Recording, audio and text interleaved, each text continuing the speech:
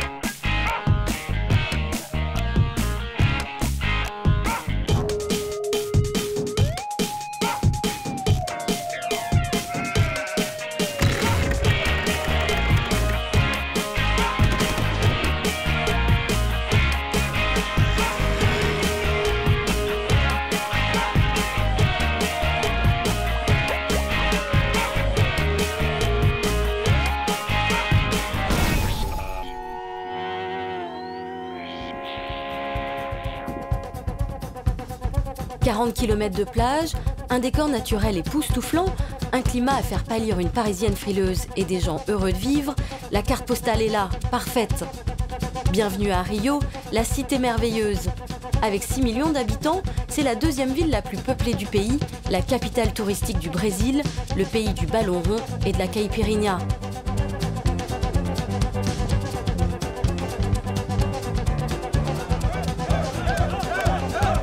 Aujourd'hui est un jour particulier pour les cariocas. C'est le dernier jour du carnaval, un jour où l'on se pavane et où l'on s'exhibe dans les tenues les plus improbables.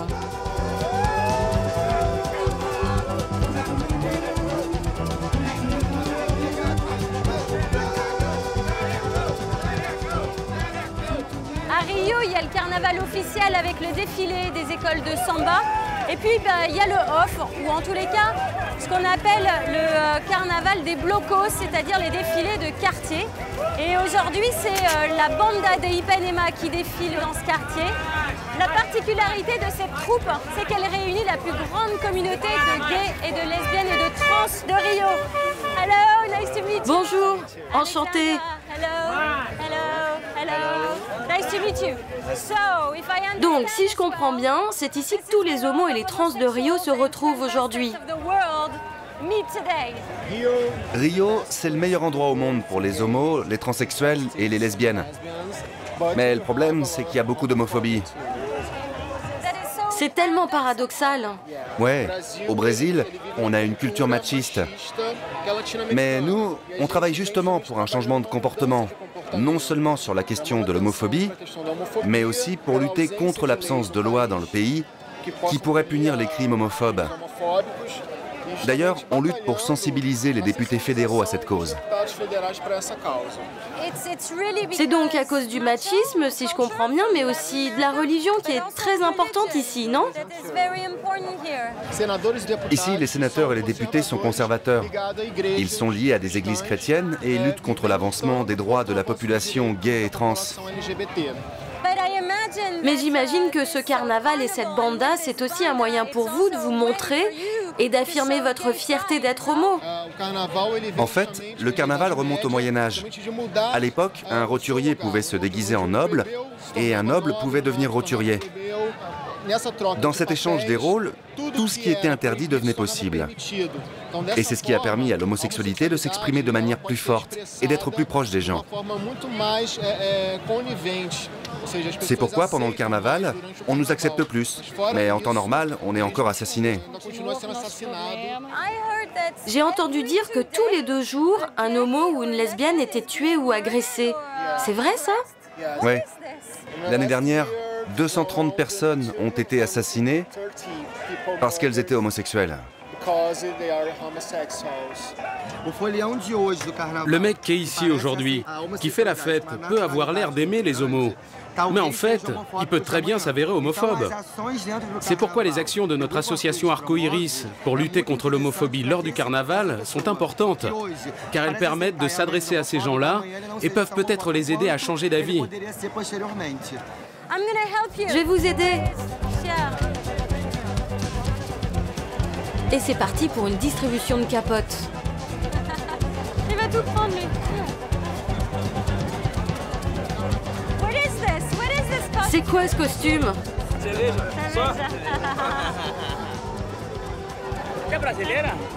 Vous êtes brésilienne? Non, je suis française. C'est votre première fois ici au Brésil? Thank you. Little angel. I like this. J'aime bien ça, hein. What do you like so Qu'est-ce que vous much aimez about this tant dans ce carnaval? J'aime le carnaval. C'est une tradition où les gens se réunissent sans distinction de race, de couleur, de religion, de sexe. C'est la fête.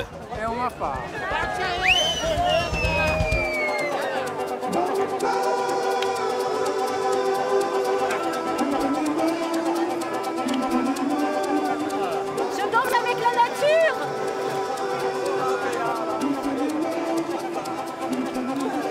Tiens, préservatif. Préservatif. Tiens, je vous en donne. J'en ai plus. Aujourd'hui, c'est ton jour. Beaucoup de joie.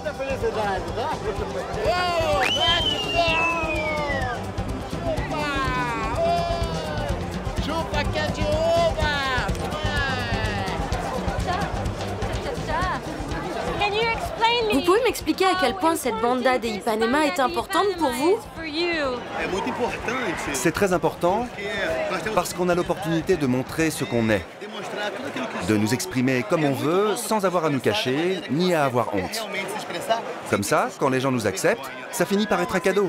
Parce qu'en réalité, on est tous égaux.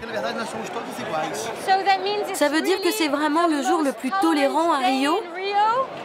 Oui, les gens sont de plus en plus ouverts à notre égard. Les gens nous acceptent de plus en plus parce qu'on leur montre qu'on ne veut rien d'autre qu'être respecté. On les aime et on veut être aimé. Mais d'habitude, vous ne vous habillez pas comme ça. Non, je suis décorateur. J'ai une vie sociale très active. Je ne sors jamais comme ça. Je m'habille ainsi pour affirmer ma personnalité. Enjoy your carnival. Merci.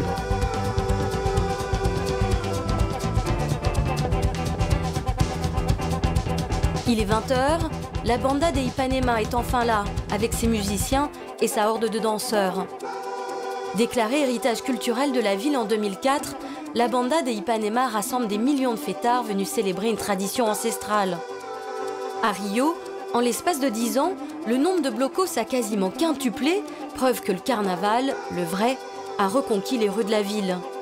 L'heure est à la fête, toutes les fêtes, même les plus improbables. Ce soir, des centaines de motards sont rassemblés ici pour fêter l'anniversaire d'un des leurs avec la Fédération des clubs de moto de l'État de Rio. Lui, c'est Pasteur Marcilio, un biker membre fondateur de Léa de Juda, un club de motards évangélistes. Oui, j'ai bien dit évangéliste. Ce soir, il est venu prêcher et propager la bonne parole parmi les siens.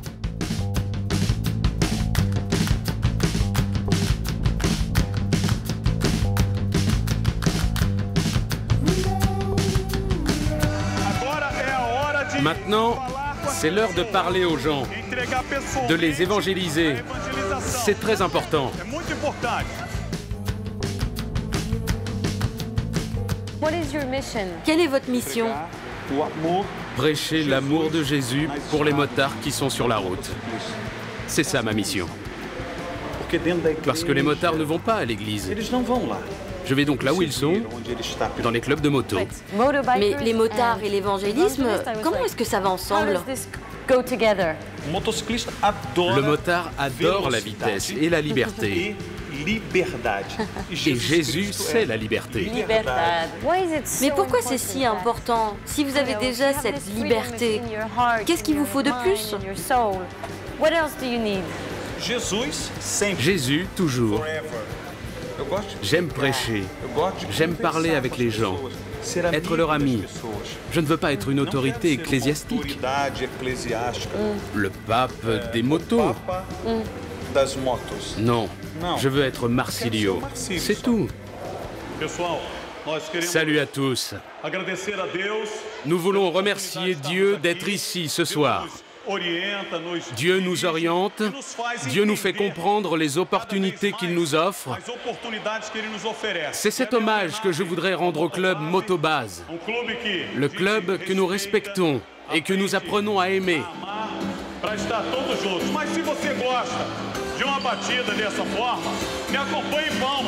Allez, tous ensemble, tapez dans vos mains. Acelerava minha máquina na curva apertada, o pensamento ia longe. Quero chegar em casa, vou perder o jantar. Quando dei de cara com uma blitz me mandando parar.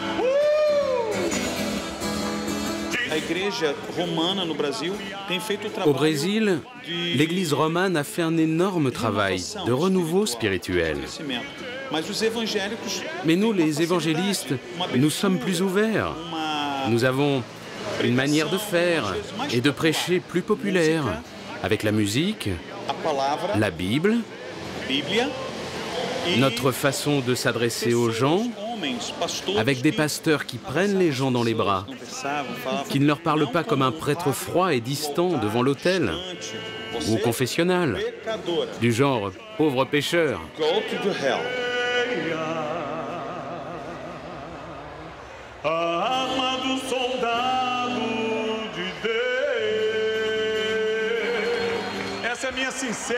C'est mon sincère hommage qui vous est destiné.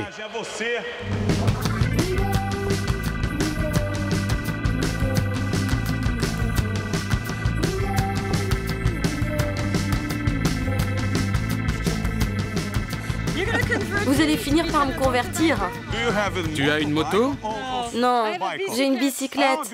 Une bicyclette. Ah. Ça marcherait si je viens avec mon vélo? Bien sûr, viens. Marsilio. Oh, viens, viens.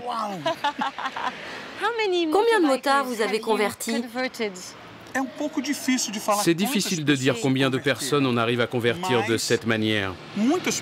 Mais beaucoup de gens suivent Jésus en dehors de l'église traditionnelle.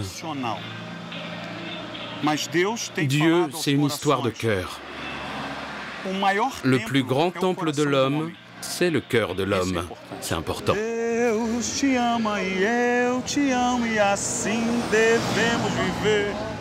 Deus te ama e eu te amo, vivamos sempre assim. Together, vamos? Deus te ama e eu te amo, vivamos sempre assim. Que Deus possa abençoar. Que Dieu puisse bénir ta vie aujourd'hui et pour toujours. Amen. Amen. Ciao, ciao. Ciao, ciao.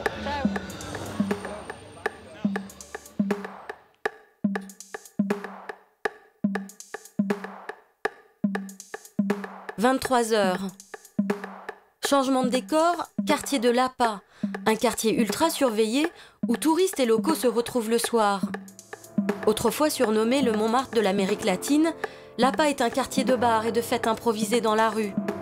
L'occasion pour moi de goûter à la street food locale et de boire ma première caipirinha.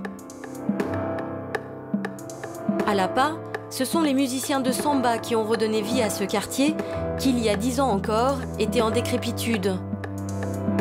Rio, c'est la ville de la musique, l'âme de la ville, du jaito.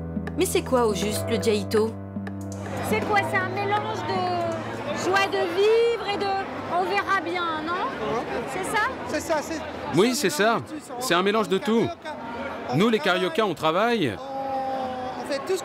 On fait tout comme tout le monde, mais il faut bien qu'on vive. Mais il faut qu'on vive, il faut qu'on ait du temps. Il faut qu'on ait le temps pour bien profiter des amis, pour bien profiter de la plage, pour bien profiter de la vie ici. Parce que la ville est riche. Ma mère m'a dit que dans l'air, à Rio, c'est comme s'il y avait de la cocaïne.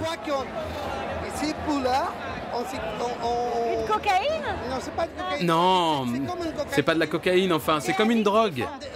Rio, c'est addictif. Une fois que tu rentres ici, Une fois qu'on arrive ici, on peut plus s'en passer. Enfin, c'est la merde, quoi. on respirer pour vivre. Hein. Ouais. On respire. Il faut bien respirer pour vivre. Ça marche. C'est ici, quoi. C'est ici. D'accord. Bon, C'est au revoir. Salut. Merci. Je vous en prie. Bon bah moi je bats tout mais j'ai un baile funk maintenant. Alors là, autre ambiance quoi. Allez.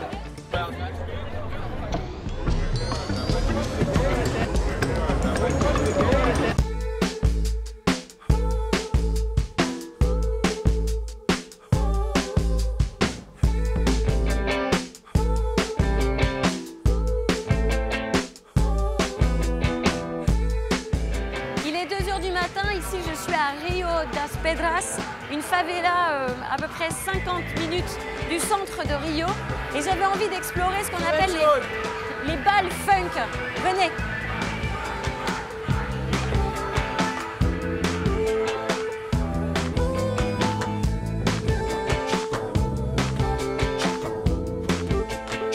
Bienvenue dans les soirées les plus chaudes de Rio, une ville où l'on aime danser jusque tard dans la nuit. Ici, c'est le funk carioca qui cartonne auprès des jeunes. Ce soir, DJ Fabio est au platine, un DJ qui depuis plus de 12 ans joue à Castelo das Pedras. Et le moins qu'on puisse dire, c'est qu'il met le feu à la piste de danse.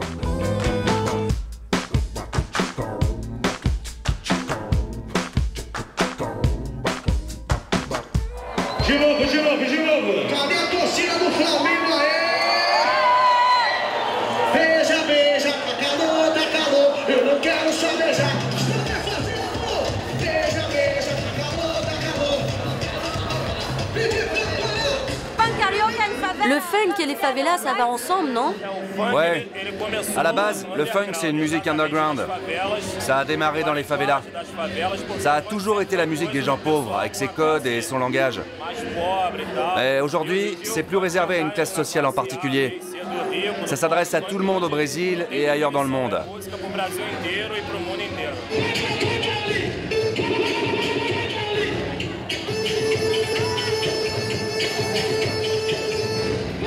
Si on devait définir ce qu'est le funk carioca, je dirais que c'est un certain type de funk influencé par le son de Miami, du heavy beat. Le funk nous apporte beaucoup de choses, la joie, des rythmes forts. Et les gens se lâchent, ils sont heureux et ils s'amusent. Le funk a cette sensualité qu'on retrouve chez les femmes ici avec des vêtements courts. C'est naturel pour nous, carioca, d'être sensuel. Et le funk offre cette sensualité. Il y a du funk avec des paroles positives pour parler des problèmes sociaux des favelas. Et le funk plus léger et humoristique. Tu sais, c'est la première fois que je viens à un baile funk. Et j'ai été très surprise de voir autant de monde dans les rues. Et puis ici, c'est dingue. Merci beaucoup. On va profiter du bal ?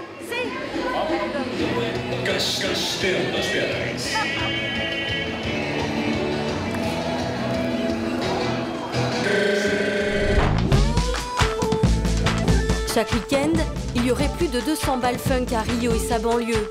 S'il y a des soirées qui se réclament sans violence comme ce soir, il y a des bailés où il faut être invité, à savoir toléré par les narcotrafiquants qui tiennent les favelas et qui les surveillent. Tolérés mais pas illégaux, les bailés funk sont des soirées qui flirtent avec les interdits, tous les interdits.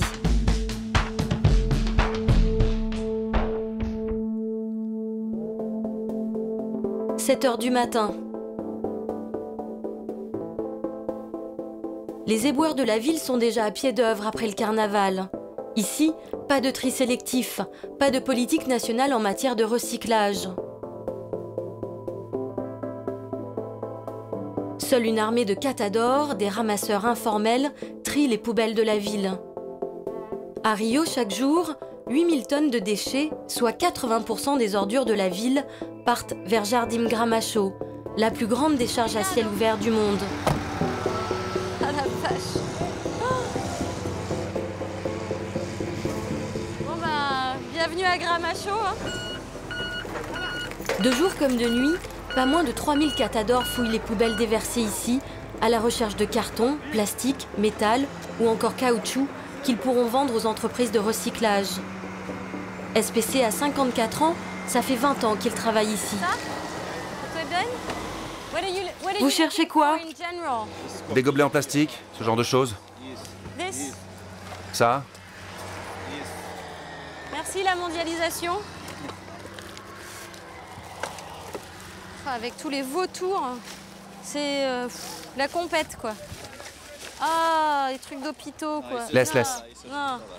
Oh.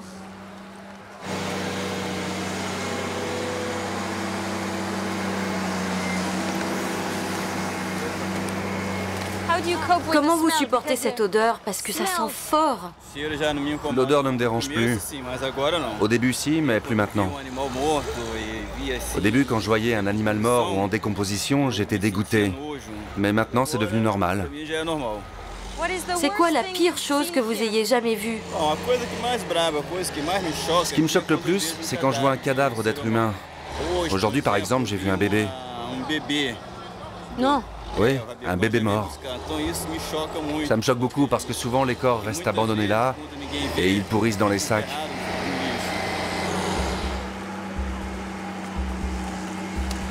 Ah merde, faut passer vite avant le faire en souvenir.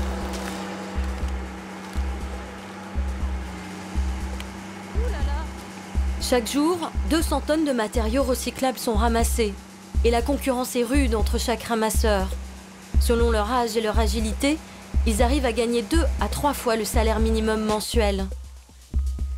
C'est vrai qu'on s'habitue après un petit moment, mais c'est bien dégueulasse quand même. Ça fait 30 ans qu'ils déchargent tous les jours. Je crois que c'est 130 hectares, Gramacho. 30 ans de poubelles qui s'entassent ici.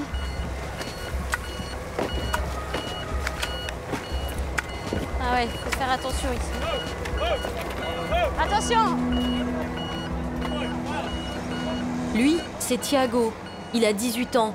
Ça fait 2 ans qu'il ramasse des ordures jour et nuit.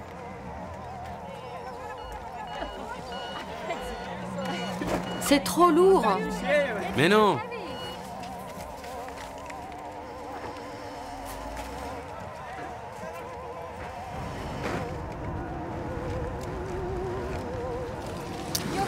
Tu es très jeune. Qu'est-ce que tu fais ici? Je suis plus vieux à la maison. Donc c'est à moi d'aider ma mère. Tu comprends? T'as combien de frères et sœurs? 2 petits frères. C'est vraiment dangereux ici, non? Ouais. J'ai failli mourir 5-6 fois. Un jour, je me trouvais derrière un camion benne quand la porte s'est ouverte. J'ai failli me la prendre en pleine figure. C'est quoi ton rêve? Mon rêve, il est très loin d'être atteint. J'ai des rêves, mais je dois faire face à la réalité. J'aurais aimé devenir joueur professionnel de football, mais c'est impossible. Gramacho est non seulement un site dangereux, mais c'est aussi un désastre socio-environnemental. Construite sur une ancienne mangrove, elle menace de s'effondrer dans la baie de Guanabara. La ville a donc décidé de fermer le site en 2012. Et pour l'heure, personne ne sait vraiment ce qu'il adviendra des catadores.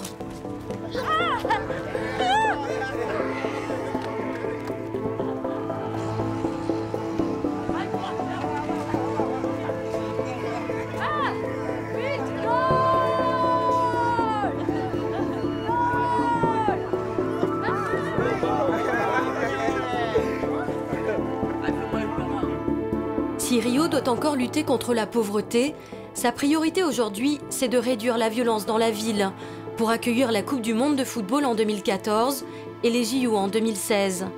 Depuis 2008, les autorités ont donc entamé une course contre la montre pour pacifier les favelas dominées par le trafic de drogue, les armes et, pour certaines, les milices paramilitaires. À Rio, une personne sur 5 vit dans l'une des 1000 favelas de la ville. Ce matin, je file du côté de la favela de Santa Marta. Il est 9 h, le capitaine Andrada commence son service. Alors l'UPP, c'est une nouvelle forme de police, un peu une super police de proximité, ici à Rio. Comme dans toutes les favelas à avoir été pacifiées, c'est le même scénario. Après une vaste opération policière pour déloger les narcos, c'est au tour des fameuses UPP, unités de police pacificatrices, de s'installer. Si j'ai bien compris, c'est la première fois dans l'histoire de Rio que la police est présente 24 heures sur 24 dans une favela. Ici, dans cette communauté, dans les années 1990, il y a déjà eu une occupation policière qui a duré environ 6 mois. Mais après, la police est partie et le trafic est revenu. C'est donc la première fois que ça se passe de cette manière, avec le soutien du gouvernement et en essayant d'impliquer la communauté. On peut aller voir comment vous travaillez? Ok. Santa Marta est la première favela à avoir été pacifiée. Une favela modèle où l'on balade les médias. Ici, clairement, on veut nous montrer les deux facettes de cette nouvelle police. Maintenir l'ordre durablement et soutenir les actions sociales. Petite visite dans la crèche du coin. Mais ce matin, le moins qu'on puisse dire, c'est qu'il ne se passe vraiment pas grand-chose. I'm singing in the rain, just singing in the rain. What a beauty. Well, I'm sorry. No, seriously. Non, pardon, plus sérieusement. Qu'est-ce que vous cherchez ici? Parce que tout a l'air tellement calme. Notre patrouille de routine est là pour vérifier que tout va bien. Mais c'est notre présence qui dissuade tout type de délit dans la communauté. Et dites-moi, pourquoi vous aviez envie de devenir policier? Avant ici, la police était arbitraire. Aujourd'hui, non. La police travaille correctement. Elle fait son travail avec l'aide de ces nouveaux policiers qui ont tout juste été formés. C'est une police plus communicative, une autre manière de travailler. Et c'est ça qui m'a motivé pour venir travailler dans l'UPP. J'ai cru comprendre que les relations entre la police et les habitants de la favela n'étaient pas toujours très faciles. On peut dire qu'une moitié de la communauté nous accepte et l'autre pas encore. Mais avec le temps, nous réussirons ce contact avec la population. Et je crois que toute la communauté s'adaptera à ce nouveau mode de maintien de l'ordre.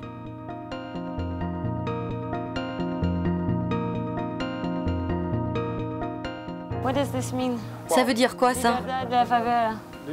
La liberté dans la favela? La liberté ici. Mais quelle liberté? La liberté de penser, de s'exprimer. C'est par rapport au trafic. Ça empêchait les gens de faire ce qu'ils voulaient. Si les conditions sanitaires restent encore critiques, il faut reconnaître qu'il y a une réelle volonté politique pour réhabiliter les favelas. Sous Lula, 700 millions d'euros ont été investis dans les infrastructures. Et bonne nouvelle, le nombre d'homicides n'a jamais été aussi faible depuis 20 ans à Rio, bien qu'il soit encore 3 fois supérieur à la moyenne mondiale. À ce jour, une vingtaine de favelas ont été pacifiées. L'objectif est d'en pacifier une centaine d'ici 2016. Et si la police tente de donner une image propre, elle est pourtant loin d'être irréprochable. Il est 10 h, je file du côté de la favela Villa Cruzeiro. Ce matin, je dois rencontrer des militants d'une association qui lutte contre la violence policière à Rio. Ici, on est dans une favela très particulière parce que c'est une des dernières favelas à avoir été pacifiée en novembre-décembre 2010. Imaginez, il y a quelques mois ici, c'était la guerre entre les trafiquants et la police. Venez. Buen dia, bonjour. Bonjour. Alexandra, bonjour. Bonjour. Vous vous battez contre quelle violence? La violence policière, les groupes d'extermination, les milices, les groupes formés par les policiers militaires en activité ou à la retraite qui ont tué des gens. On accuse toujours le trafic de drogue, le trafic organisé et la violence issue de ce trafic. Mais ce n'est pas aussi simple. Ici, après l'intervention de la police militaire, beaucoup de gens ont eu leurs maisons mises à sac. Plusieurs personnes ont été tuées et les corps n'ont pas été retrouvés. Nous avons des documents enregistrés chez le ministère public pour pouvoir faire la lumière sur ces cadavres non réclamés à la morgue, dont on ignore encore l'identité et qui ont été jetés là, dans la rue derrière, et aucun média n'en a parlé. Mais comment est-ce possible? La police est censée protéger les gens? Écoute, si on devait faire une grande opération de nettoyage de la police, plus de la moitié des policiers devraient être envoyés. La moitié. D'ailleurs, je parle pas seulement des policiers de base, il y a aussi des colonels, des commandants, tout un tas de pourriture chez les flics, et pas qu'en bas de l'échelle. En fait, faudrait déjà commencer par faire le ménage chez les plus gradés. C'est le Far West ici. Il n'y a pas d'état de droit? Non. Nous n'avons pas d'état de droit. Ceux qui luttent pour cet état de droit sont assassinés ou survivent comme moi. Mais la majorité de ceux qui luttent pour cet état de droit ont été assassinés. Moi, je suis encore vivante. Qui veut vous tuer? Les policiers militaires. Parce que vous dénoncez ce qu'ils font. Oui, plusieurs dénonciations. Il y a eu des policiers militaires qui ont été assassinés parce qu'il était impossible de les arrêter. Et donc leur propre groupe s'est chargé de les tuer pour éviter qu'ils me tuent. C'est le chaos. Mais vous n'avez jamais peur? Non, plus maintenant. Dans le passé, j'avais très peur. Mais avec tout ce que j'ai vécu, je me suis endurcie. Nous devons lutter pour permettre aux gens d'avoir une vie. Moi, je n'ai plus de vie personnelle. Parce que notre pays appartient aux nantis, pas au peuple. J'ai davantage peur pour ma famille que pour moi-même.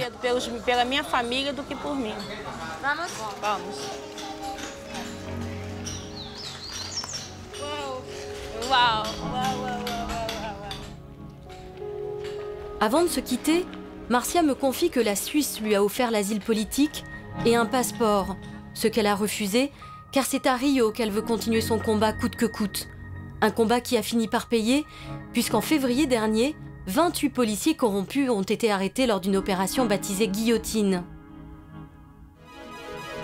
Il est 11h, favela de Maré, une favela non pacifiée.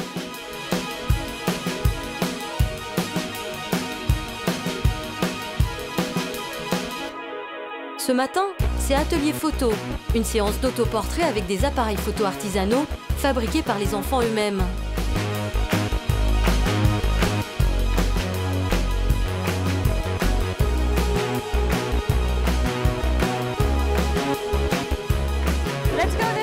Chaque semaine, Tatiana donne des cours aux enfants des favelas pour éveiller leur conscience artistique.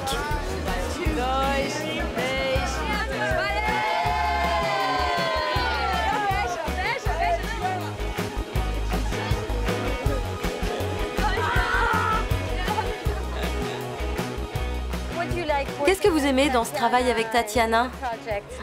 C'est génial. Est-ce que vous avez dit à vos parents, vos frères, vos sœurs, « Hé, regardez mes photos !» Qu'est-ce que vous ressentez quand vous voyez une photo que vous avez prise? C'est bien parce que ça permet de montrer toutes les choses différentes qu'on voit. Ça nous permet d'avoir un souvenir. La photographie, c'est un mode d'expression où on peut montrer aux gens des détails, ce qu'on veut dire. Pourquoi vous avez choisi de monter ce projet de photo avec les enfants? J'ai choisi la photo parce que c'est poétique. Ça permet de capter et de montrer à travers notre regard ce qui nous entoure, ce qu'on comprend de la favela, des rues, du Brésil. Mon but n'est pas seulement d'apporter de belles choses, mais aussi de montrer tout ce qu'il y a de beau ici et de le montrer en dehors des favelas. Ce que les médias de masse ne montrent jamais. En fait, le pourcentage de bandits dans la favela, comparé au reste de la population, qui n'a rien à voir avec le trafic de drogue, est minime. Mais ce n'est pas ça qui est montré. Après cette séance de photos sténopées, c'est à mon tour de faire des polas que je vais offrir aux enfants.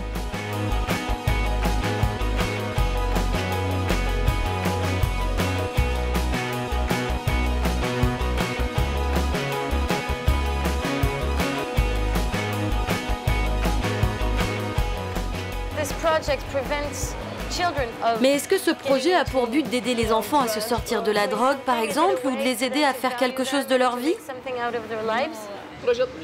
Aucun projet ne sort un enfant du trafic. L'idée de notre projet, c'est pas ça. Il s'agit de leur permettre de rêver, d'imaginer et de leur offrir un espace de création ouvert à tous. Je crois que les favelas ont toutes leurs différences. Moi, en tant qu'habitant de la favela, ce qui me paraît très important de dire et dont personne ne parle jamais, c'est que dans les favelas, il y a des personnes douces, affectives, de vrais amis. J'aime quoi les photos, c'est génial quand même. On est quand même dans une favela non pacifiée avec des trafiquants de drogue où on n'a pas le droit d'aller où on veut. Et regarde ce que ça fait, c'est génial.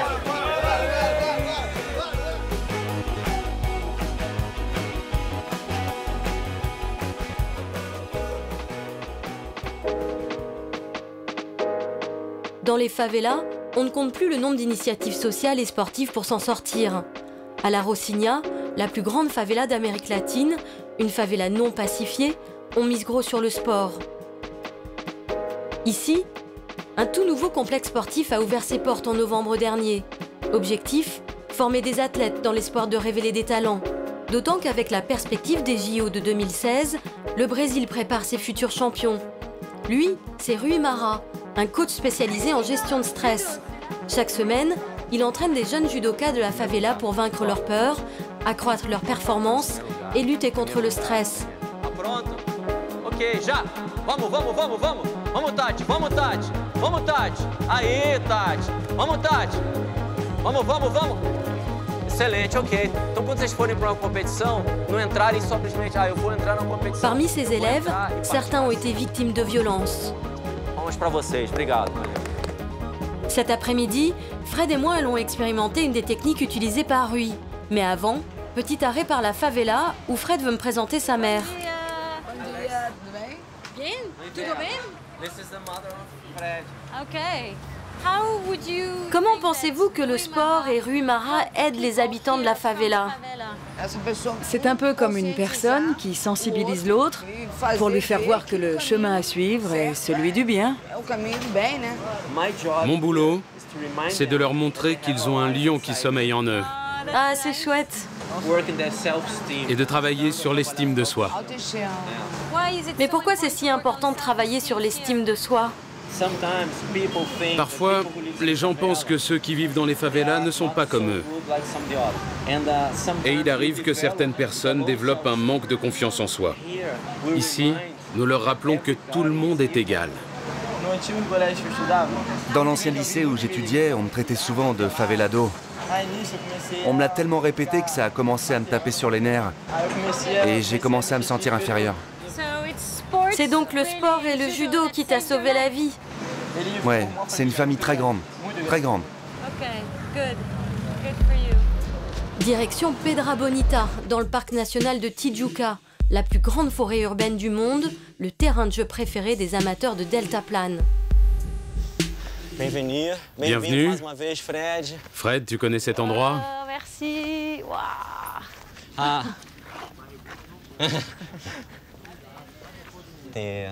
Inspira, lembra? Fred. Fred, inspira. Fred, inspire la force, expire l'anxiété. Et l'anxiété va se transformer en quoi? En victoire. Good luck.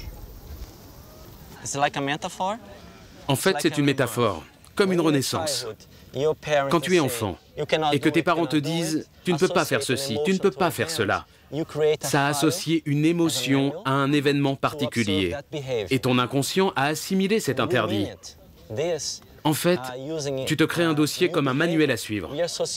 Quand tu veux changer les choses, tu dois utiliser un nouveau comportement et donc associer à cet événement une émotion et te dire « je peux le faire, je peux le faire ». Et donc tu décolles. Alors le deuxième comportement va pousser le premier et ainsi te libérer. Si Rui est spécialiste en biopsychologie, il est aussi double champion brésilien de deltaplane. Alors quand il s'agit de vaincre ses angoisses, c'est ici qu'il emmène ses élèves pour une séance de travaux pratiques.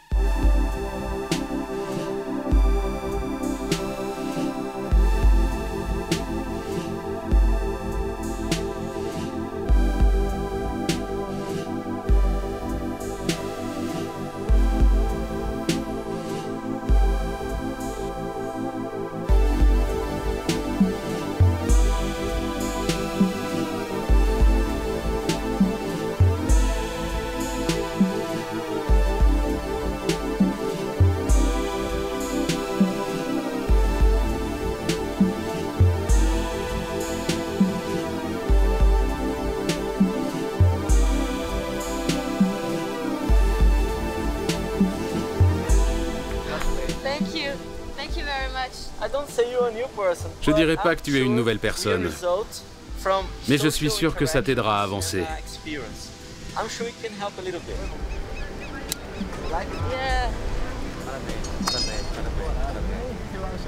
Merci beaucoup pour ce cadeau. Fred. Merci, obrigada. Il est 13 h, petite pause plage.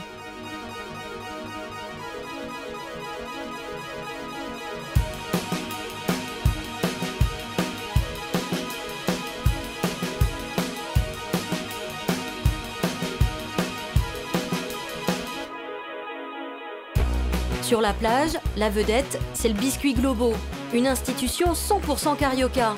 Mais c'est quoi au juste?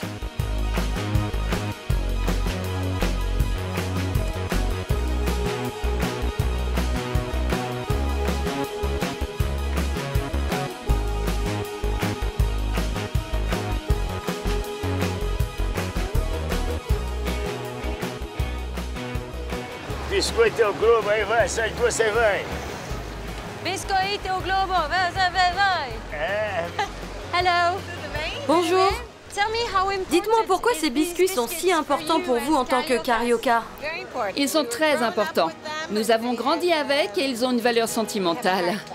Thank you very much. Have a good day. Bye bye.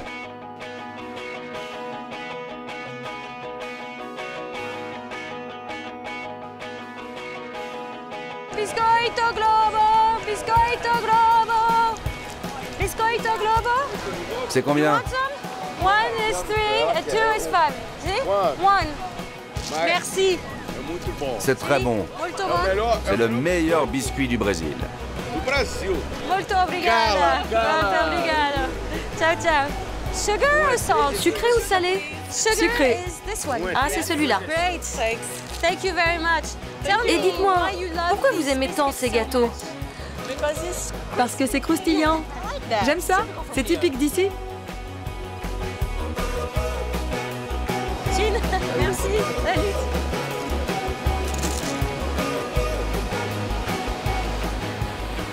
Ici, la plage, c'est vraiment le lieu où on trouve toutes les catégories sociales ici au Brésil, et notamment ici à Rio. Et c'est incroyable le nombre de vendeurs ambulants qu'il y a.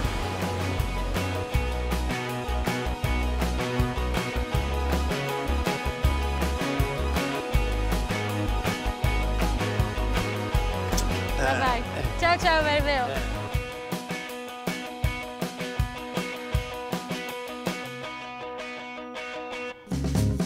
Changement de décor. Quartier de Santa Teresa, le quartier des artistes.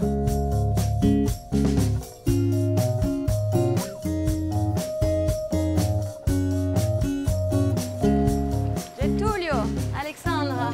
Getúlio. Un plaisir. Enchanté. Plaisir de vous rencontrer. Alors, Ici, c'est ma boutique. c'est génial. Quand est-ce que vous avez commencé à faire ça? Je vis du recyclage depuis 40 ans. Sauf qu'avant, c'était du jeu. Maintenant, c'est mon métier. Qu'est-ce qui vous a poussé à venir ici? J'ai commencé à faire ce boulot après des problèmes conjugaux. Mon mariage n'a pas fonctionné et j'ai dû subvenir aux besoins de mes enfants. Je me suis installé à Santa Teresa où j'ai eu l'idée de faire des poupées dans ce tram. Et depuis, je vis ici. Je vis des ordures que je transforme en tableaux d'art. À 5 € en moyenne la poupée, Getúlio ne roule pas sur l'or. Mais ses créations font fureur auprès des locaux et des touristes et s'exportent même à l'étranger. Mais assez bavardé, il est temps de passer aux travaux pratiques. Ça, c'est un bout de bois. On va faire une poupée. Toi, tu vas faire le corps avec la tête et la bouche. Ça, c'est la bouche. Ok. La boca. Ok, maintenant les yeux. Les yeux? Qu'est-ce que vous en pensez, vous? Ça, c'est un cœur. Ça? Ah. Si. Prends un clou. Voilà le marteau. Comme ça?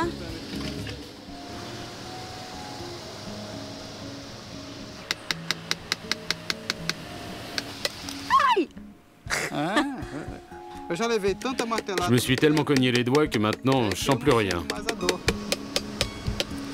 Ok.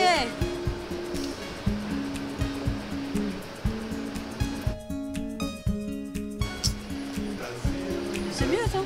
Tac. C'est juste une question de position. Si tu te mets dans la bonne position, ça marche. Sinon, c'est pas possible. Ah, tu crois que c'est facile?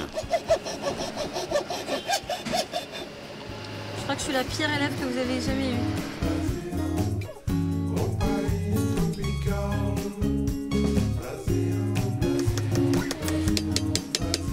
Ah, bravo Getúlio!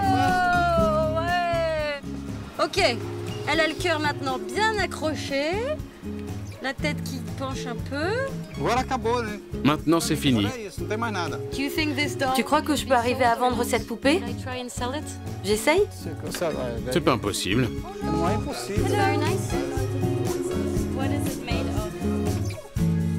C'est pas cher. Non? Non? Ok.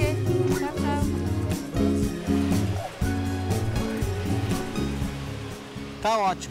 Voilà, c'est parfait. Mais pour pouvoir la vendre, je vais devoir rajouter un petit clou ici, couper un peu ici, retoucher là. Mais j'aime pas faire ça parce qu'on ne touche pas à l'œuvre d'un artiste. Mais dans ce cas, comme c'est toi qui l'as faite et que je t'ai aidé, et que je vais la garder pour essayer de la vendre, je vais devoir faire quelques petites retouches quand même. Ok. Ciao, ciao.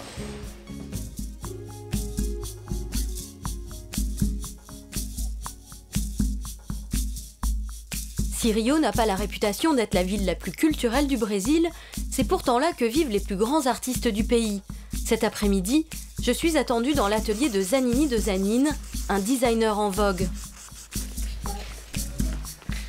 Salut. Bon dia. Bon dia.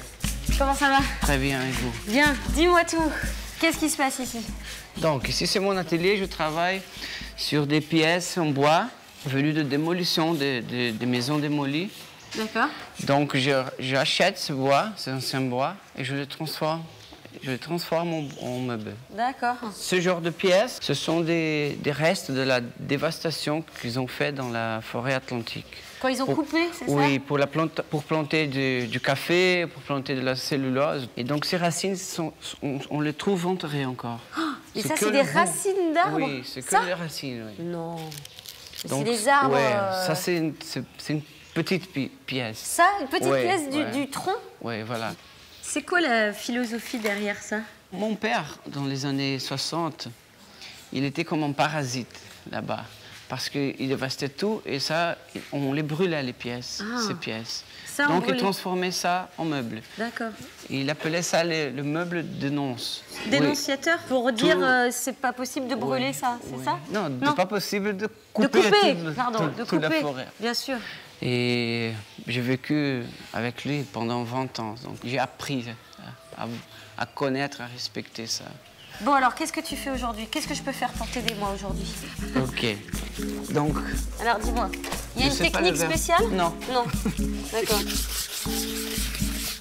Chaque pièce, c'est une expérience. Ouais.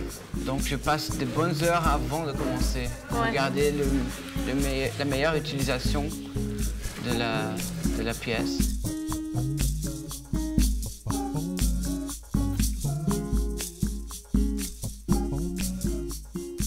Il y a vraiment une culture de la récupération, j'ai l'impression, ici au Brésil. Oui, tout à fait, parce que on n'avait pas la grande technologie, ça fait pas. Hein? On n'avait pas beaucoup d'argent. Donc, c'est l'unique chemin qu'on avait, c'était d'improviser, de réutiliser. Ouais. Donc, c'est une caractéristique de la culture brésilienne. De la culture brésilienne. Ouais. Mais aussi du design brésilien. Oui, tout à fait. On voit les frères Campana. C'est ça. Ouais. Ouais, on recycle. Voilà. Ouais. Du coup, c'est un peu la marque de fabrique, Made in Brazil. Oui, je trouve ça très bien. Ouais, c'est super chouette. On appelle ça, un peu ici, le jogo de cintura. Qu'est-ce que c'est? C'est... Tu peux lire en portugais si c'est... Le jogo de cintura... C'est le jeu de la ceinture. C'est la solution pour contourner les problèmes. Ah, mais en plus, c'est du bois que plus jamais on retrouvera. Non. Donc c'est une pièce d'histoire. C'est la meilleure qualité de bois, car c'est le bois ancien, qui est déjà sèche. Héritier d'un des plus grands architectes brésiliens, Zanini m'explique comment il continue l'œuvre de son père, mais aussi comment il a été influencé par Sergio Rodrigues, le pape du design brésilien. Et ça, donc, c'est un petit morceau de jacaranda. Ouais. C'est un cadeau pour toi. C'est vrai? Oui. Ah, c'est sympa. Pendant des années, dans quelques années, ça va être encore plus rare. Oh, ouais. Ça me touche beaucoup. Merci beaucoup. C'est très sympa. Donc ça vient de... Ça vient d'une colonne d'une ancienne femme. D'accord. C'est super beau. Du jacaranda brésilien. Je te fais un bisou, je te remercie. Merci. Voilà, super, je vais le mettre chez moi. On dirait une sculpture. Ouais. C'est super beau, merci. De rien. Il est 18 h, l'heure pour moi de finir mon exploration de la ville. Et c'est au marché nord-estin que je décide de clore ma folle journée à Rio, où tout commence et se termine en faisant la fête.